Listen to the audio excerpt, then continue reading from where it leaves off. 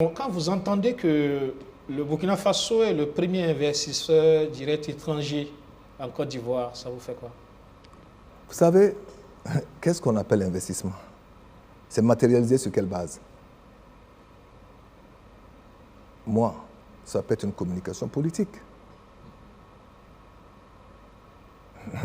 Mais si la Côte d'Ivoire, c'est quand même un peu gauche, pour le pays pour lequel j'ai beaucoup de respect et de la considération. Il est la locomotive de la zone UEMOA.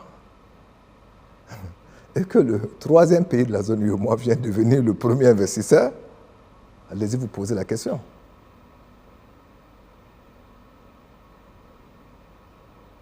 Posons-nous la question.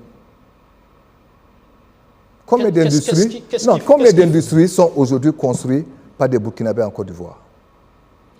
Mais qu'est-ce qui fait que les Burkinabés ont cette tendance à aller investir en Côte d'Ivoire plutôt que dans leur pays? C'est vous qui le dites. Hein.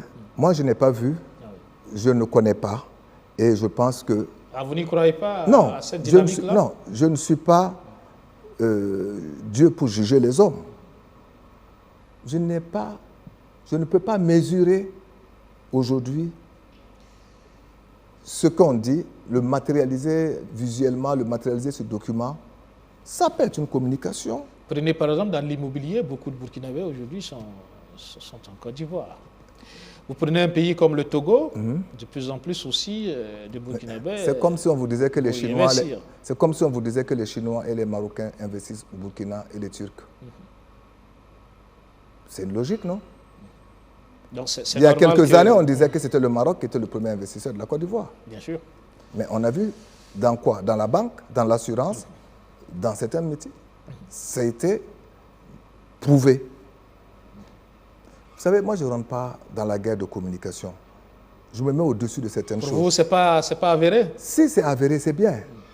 La Côte d'Ivoire, le Burkina, c'est le même peuple, c'est le même pays. C'est bien s'ils l'ont fait.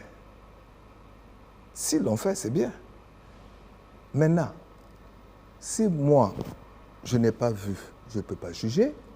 Je n'ai pas lu dans un document qui me dit que voilà un investissement à hauteur de temps, comme M. Dangote l'a fait au Nigeria à hauteur de combien de milliards, sa raffinerie, et voilà les difficultés qu'il a croisées.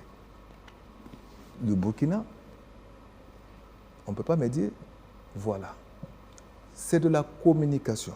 Et la communication, chacun entend, il le développe comme il le veut, il fait son analyse comme il le veut. Vous ne pouvez pas empêcher. Si les Burkinabés peuvent investir et puis ils sont contents, tant mieux.